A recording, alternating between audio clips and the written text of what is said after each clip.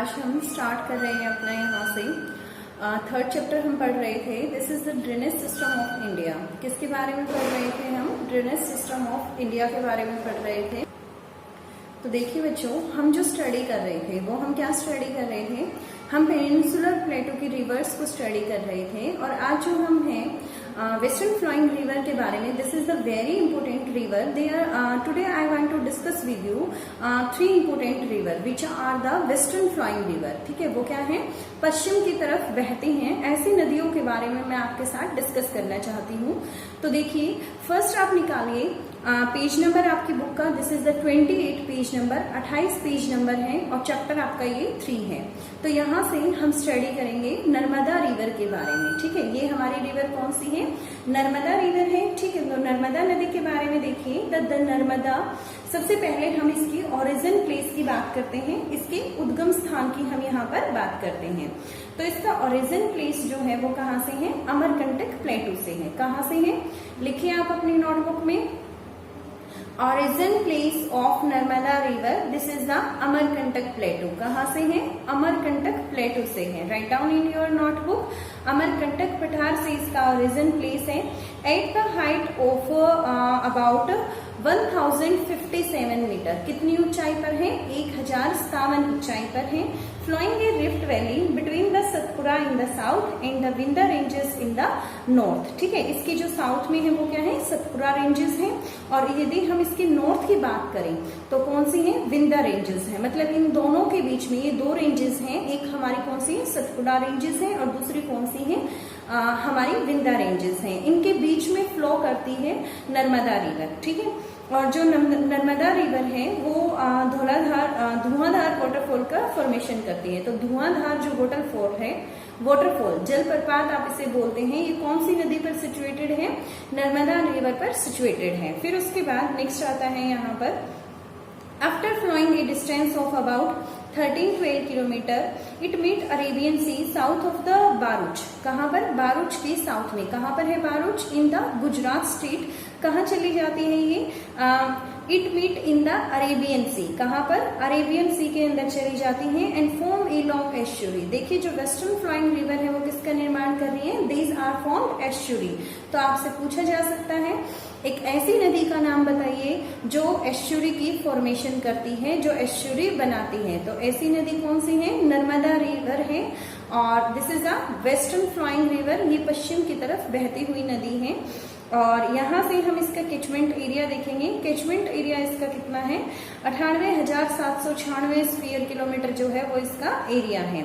इसके ऊपर एक प्रोजेक्ट है। प्रोजेक्ट कौन सा है? Sardar Sarovar project has been constructed on this river. इस रिवर के ऊपर जो है वो कौन सा बनाया गया है? सरदार सरोवर प्रोजेक्ट बनाया गया है। तो अब आपसे यहाँ से नेक्स्ट क्वेश्चन आता है आपके सामने कि कौन सा प्रोजेक्ट मीन्स नर्मदा रिवर के ऊपर बनाया गया है। तो कौन सा प्रोजेक्ट बनाया गया है? सरदार सरोवर प्रोजेक्ट जो है वो नर्मदा रिवर के ऊपर बनाया गया है। या सरदार सरोवर प्रोजेक्ट जो है वो कौन सी नदी पर बनाया गया है? तो वो हम कहेंगे कि वो नर्मदा रिवर के ऊपर बनाया गया है। Is it clear to you now?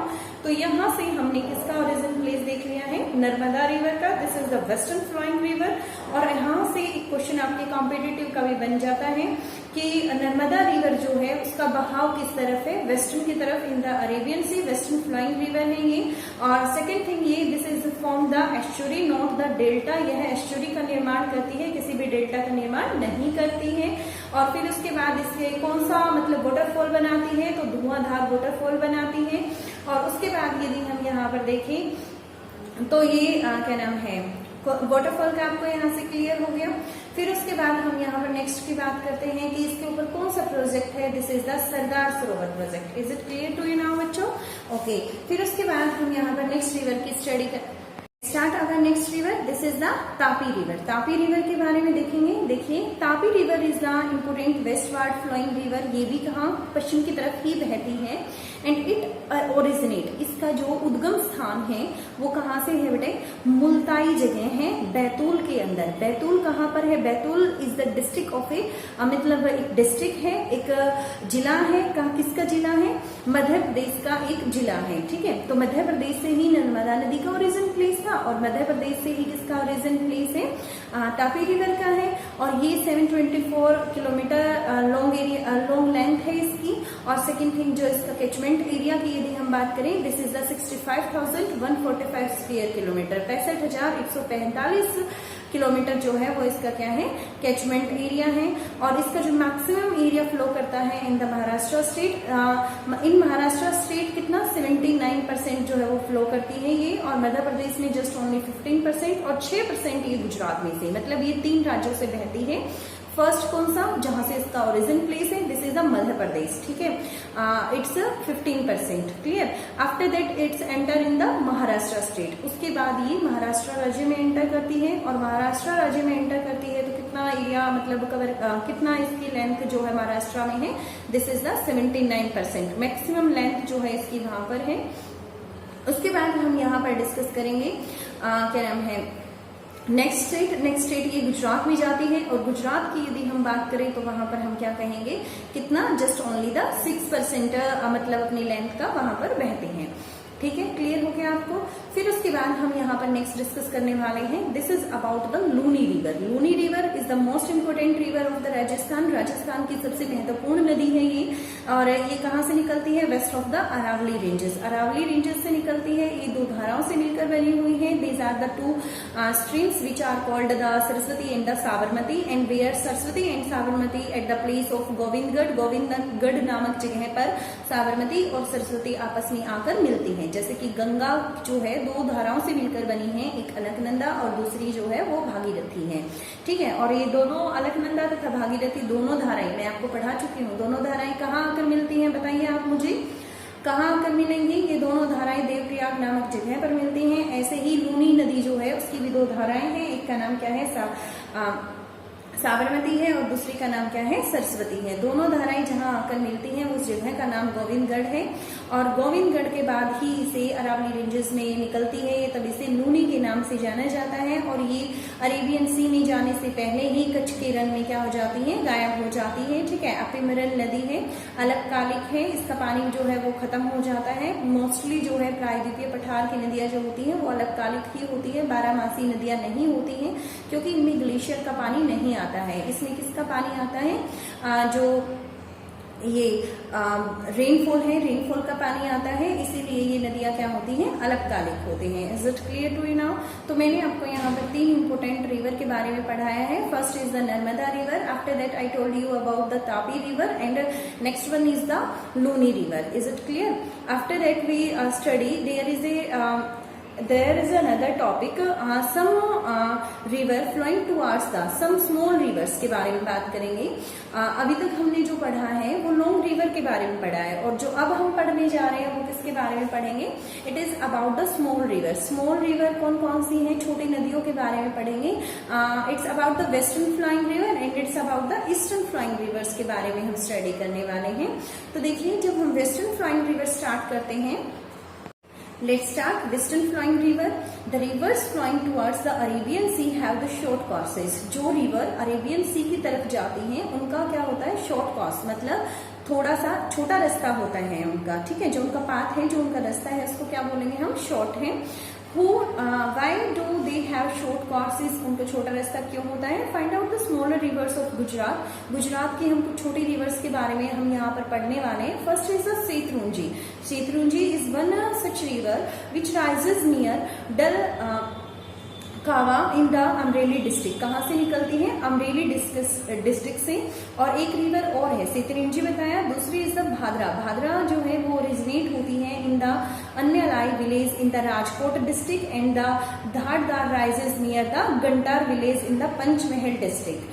Sabarmati in Mahi are the 2 famous river of the Gujarat, ठीक है। साबरमती और माही जो है वो क्या है, 2 इंपोर्टेंट रिवर है ऑफ द गुजरात। देखिए, इनका पानी कहाँ जाता है, अरेबियन सी के अंदर जाता है। दैट मीन्स मैं यहाँ पर आपको क्या क्लियर करना चाहती हूँ, just only I want to tell you that कि आपके सामने यदि क्वेश्चन आ जाता है कि किसी रिवर का नाम बताइए जो जिसका मतलब फ्लो जो है वो वेस्टर्न की तरफ है या अरेबियन सी में जाके गिरती है। देखिए, ईस्टर्न की तरफ जो बे ऑफ बंगाल, बंगाल की खाड़ी में जाती है, ये आप ये नाम आपने काफी टाइम सुन रखे हैं। गंगा का नाम आपने सुना है, ब्रह्मपुत्र, यमुना, यमुना, ठीक है, Mahanadi, Krishna, Kaveri, Godavari, these are the very famous river in the long river. You know very well about these rivers, but I am telling you about the some small rivers which are the western flowing rivers, जो पश्चिम की तरफ बहती हैं. आपके paper में options इनमें से भी दिए जा सकते हैं, इसलिए हमें western and eastern small rivers के बारे में भी पता होना चाहिए. These are the not so much important river,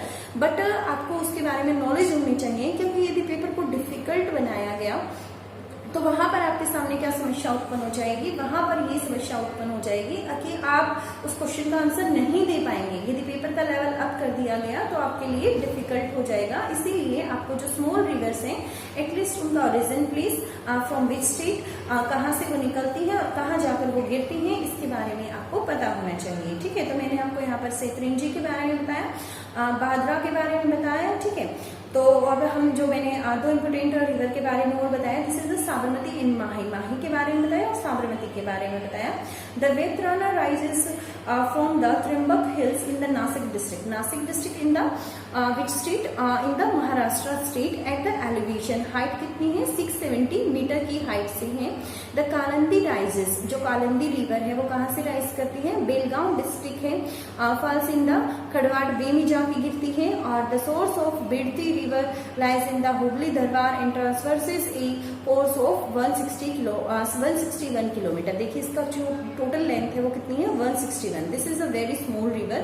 And the Shravati is another important river in the Karnataka flowing towards the west. The Shravati originate in the Shimoga district. कहाँ से निकलती है श्रावती नदी, सीमोगा डिस्ट्रिक्ट से निकलती है of the Karnataka. This is also important. जिसको important बोल रही हूँ उसको मार्क करके चले, क्योंकि वो पहले में क्वेश्चंस जो वो क्वेश्चन है वो एग्जाम्स में आ चुका है और वो एक इम्पोर्टेंट क्वेश्चन है.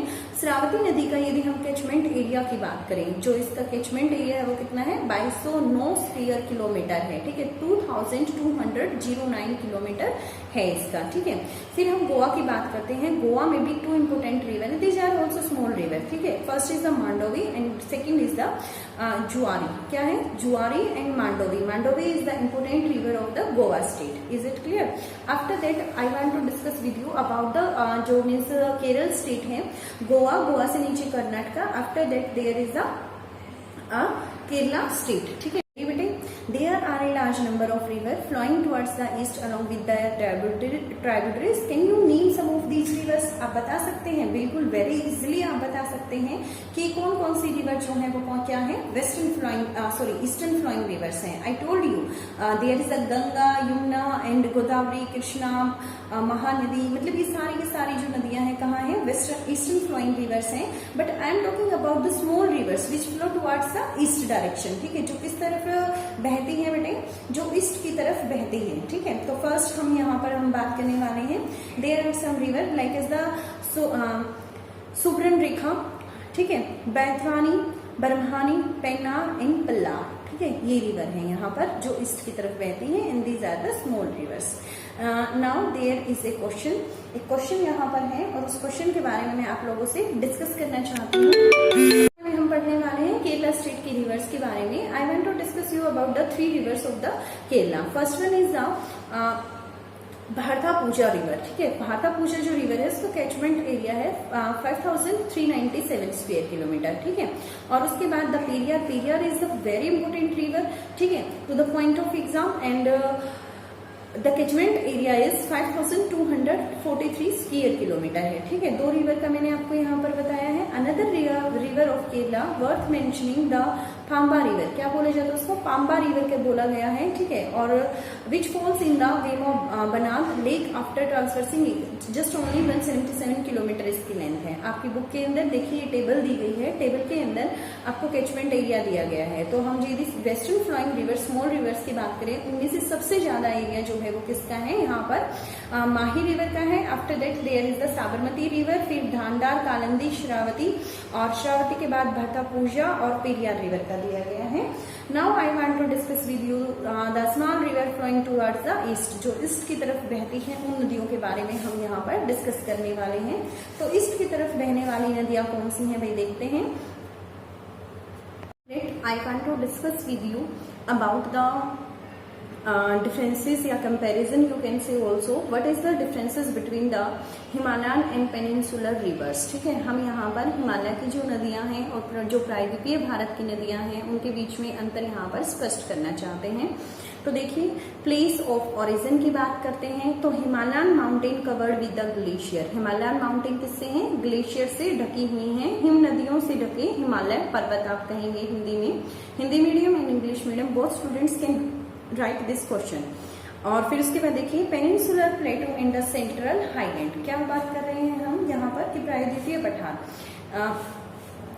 जो है ये कहाँ से निकलती हैं? पेनिनसुलर प्लेटो से निकलती हैं या सेंट्रल हाईलैंड से निकलती हैं। Second, nature of flow. Nature of flow क्या है? इनमें जो वाटर है कहाँ से आता है? हिमालयन रिवर की बात करें तो in from the glacier and also from the rainfall. ठीक है, लेकिन यदि हम यहाँ पर बात करेंगे तो ये सीजनल होती है, डिपेंडेंट ऑन द मानसून, मतलब टोटली ये रेनफॉल के ऊपर डिपेंड होती हैं। पेनिनसुलर प्रायद्वीपीय भारत की जो नदियां हैं वो मानसून के ऊपर निर्भर करती हैं।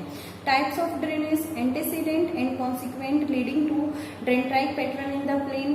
ये कहता है पूर्ववर्ती व अनुवर्ती मैदानी भाग में वृक्षाकार प्रारूप बनाती हैं और ये कैसे? सुपर इम्पोज होती है, रेजुविनेटेड होती है, rejuvenated resulting in the trellis and radial and rectangular pattern होता है इनका। और फिर नेचर ऑफ यदि रिवर की बात करें तो इनका लॉन्ग कोर्स होता है, बड़ा रास्ता होता है। और जो पेनिनसुलर प्लेटो की हम बात करें तो उनका रास्ता क्या होता है? शॉर्ट होता है, फिक्स्ड होता है, वेल एडजस्टेड होता है। ये जो इनका कैचमेंट एरिया होता है हिमालयन रिवर का वो काफी बड़ा होता है, वेरी लार्ज बेसिन होता है इनका।